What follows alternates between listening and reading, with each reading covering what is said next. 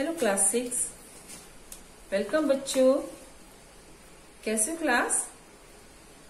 बच्चों, आपकी अर्धवार्षिक परीक्षाएं समाप्त हो चुकी हैं।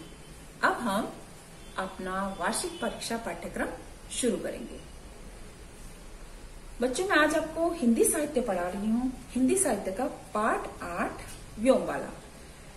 लेकिन पाठ का वाचन शुरू करने से पहले मैं आपको बता दूं होम असाइनमेंट के बारे में कि आप कैसे करेंगे और उस पर कितना ध्यान देंगे। बच्चों, आप क्या करते हैं, हम आपको कार्य देते हैं, आप 1-2 प्रश्न उत्तर करते हैं, हमें ऐसे ही भेज देते हैं। ना आप उसके ऊपर अपना नाम लिखते हो प्रॉपर, ना आप असाइनमेंट नंबर लिखते हो।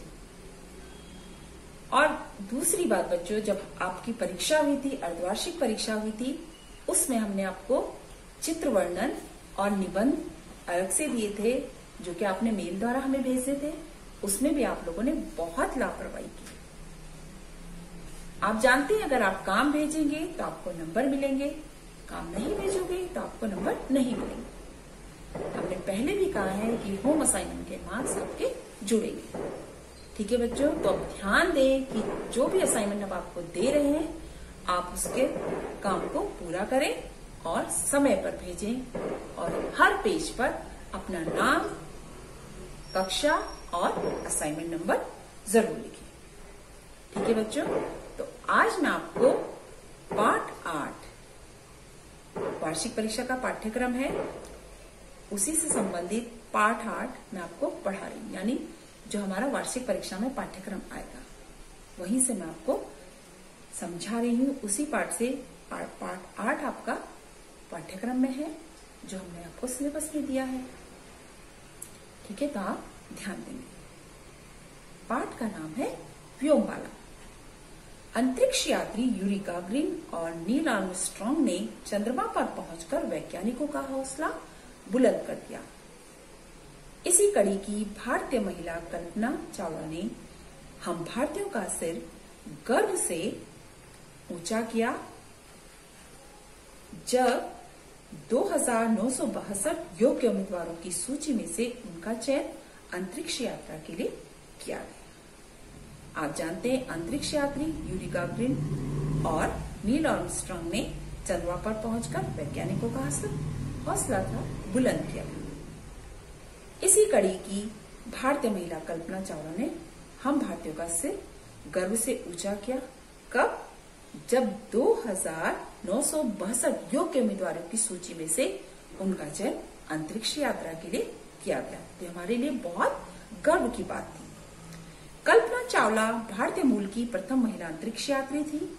बचपन की लगन और परिश्रम एक दिन उनको सफल अंतरिक्ष यात्री बनाने में सहायक सिद्ध हुई। कल्पना चावला जी थी भारतीय मूल की प्रथम महिला अंतरिक्ष थी। कौन थी वो? प्रथम महिला अंतरिक्ष यात्री। बचपन से ही उनकी लगन थी कि वो एक दिन अंतरिक्ष में पहुंचे, और उनकी जो लगन और उनका परिश्रम था, उसी के द्वारा वो अंतरिक्ष यात्री बनने में भी सफल हुई, क्योंकि उनकी लगन थी, उन्होंने परिश्रम किया। कल्पना चावला जो आज हर भारतीय की प्रेरणा स्रोत बन गई है, जिससे शिक्षा लेकर आज हर भारतीय युवा अपनी प्रगति का पथ प्रशस्त करना चाहता है। कल्पना चावला को देखकर हर भारतीय चाहता है कि मैं भी अंतरिक्ष यात्री बनूं, मैं भी अंतरिक्ष में जाऊं। वो उनकी प्रेरणा स्रोत बन गई थी, उनकी प्रेरणा बन गई थी, जो अंतरिक्ष में जाना चाहते थे और वो उन्नति करना चाहते, प्रगति का पथ प्रशस्त करना चाहते, उन्नति करना चाहते। ठीक है। कल्पना चावला का जन्म 1 जुलाई 1961 को हरियाणा के करनाल जिले में हुआ था। उनके पिता का नाम श्री बनारसी लाल चावला और माता का नाम श्रीमती संयोगिता चावला था। कल्पना चावला का जन्म कब हुआ था? कल्पना चावला का जन्म 1 जुलाई 1961 को हरियाणा के करनाल जिले में हुआ था। कल्पना बचपन से बड़ी प्रतिभावान थी। जब वह कुछ बड़ी हुई तो सामान्य बच्चों की अपेक्षा उसमें जिज्ञासा का भाव अत्यधिक था। कल्पना चावला बचपन से बड़ी प्रतिभावान थी, उसमें बहुत प्रतिभा थी। वह जब बड़ी हुई तो उसे सामान्य बच्चे उनकी अपेक्षा उसमें जिज्ञासा मतलब जानने की इच्छा, उसका भाव अत्यधिक था। हर चीज को जानने के लिए उत्सुक रहती थी। वो हमेशा यही सोचती कि आकाश में पक्षी कैसे उड़ते हैं और हम क्यों नहीं उड़ पाते। आकाश में उड़ते हवाई जहाज और हेलीकॉप्टर उसे अपनी ओर अधिक आकर्षित करते थे। वह इसी सोच में डूबी रहती थी। एक बार स्कूल में चित्रकला प्रतियोगिता का आयोजन किया गया। कल्पना का बनाया गया चित्र उस विषय से अलग था।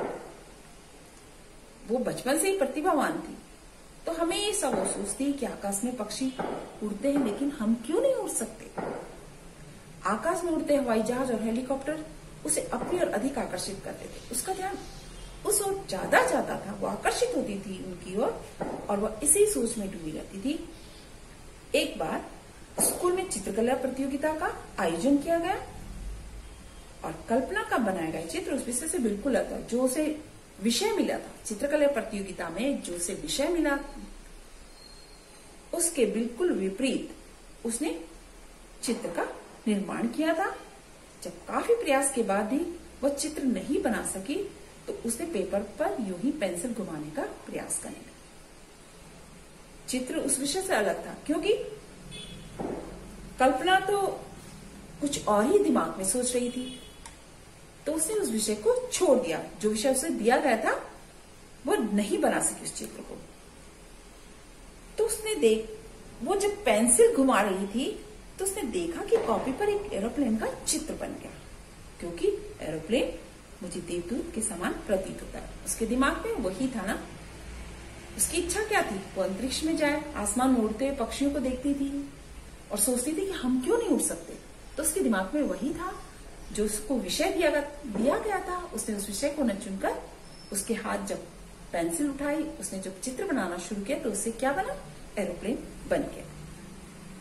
उसने कहा कि ऐसा लगता है कि मुझे एक लंबे सफर पर चलने का आमंत्रण दे रहा है। उसे देवदूत की तरह लगता था एरोप्लेन, तो उसे लगता था कि मुझे एक लंबे सफर पर चलने का आमंत्रण दे रहा है और साथ ही एक अनोखी प्रेरणा भी देता है।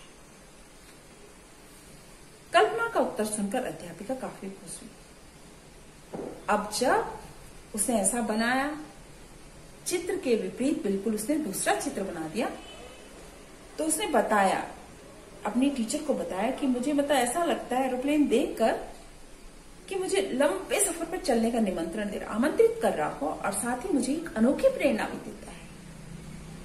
कल्पना का उत्तर सुनकर उसकी अध्यापिका काफी खुश हुई और कल्पना की पीठ थपथपाते हुए उसे आगे बढ़ने के लिए प्रोत्साहित किया। उसको प्रोत्साहित किया कि बहुत अच्छी बात है, तुम आगे बढ़ो। आकाश में विचरण करने की प्रेरणा कल्पना चावला को प्रेरित करने लगी। आकाश में विचरण मतलब घूमना ना, उस विचरण करने की प्रेरणा थी कल्पना चावला को हमेशा प्रेरित करने लगी। कल्पना चावला प्रथम आईपीएस महिला अधिकारी किरण बेदी और भूतपूर्व प्रधानमंत्री श्रीमती इंदिरा गांधी से अत्यधिक प्रभावित थी। वो किरण बेदी और हमारी जो भूतपूर्व प्रधानमंत्री थी श्रीमती इंदिरा गांधी, उनसे बहुत प्रभावित थी। उनकी तरह ही वह विज्ञान के क्षेत्र में ऐसा कुछ करने का सपना सजोई हुई थी। वह चाहती थी कि वह भी उनकी तरह कार्य करे और विज्ञान के क्षेत्र में ऐसा कुछ सपना उसके दिमाग में था, जिससे उसका नाम लोगों की जुबान पर हो और हर देशवासी को उस पर गर्व हो और वह देश के लिए कुछ कर दिखाए।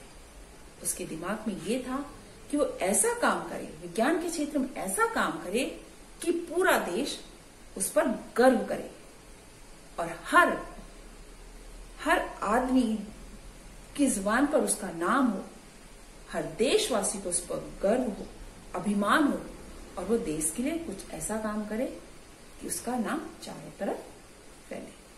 ठीक है बच्चों, आज मैं आपको व्योम वाला पार्ट में जो कल्पना चावला है उससे संबंधित यही तक वाचन करवा रही हूँ। आगे का मैं अगली वीडियो में बताऊंगी, लेकिन आप मेरी बात का अच्छे से सुनेंगे और ध्यान देंगे कि मैं आपको पाठ के साथ साथ मुख्य बात क्या बता रही हूँ कि हमें होम असाइनमेंट कैसे करना है बच्चों लापरवाही बिल्कुल नहीं करना, क्योंकि आपके नंबर उसी हिसाब से मिलते हैं जैसे आप असाइनमेंट देते हो।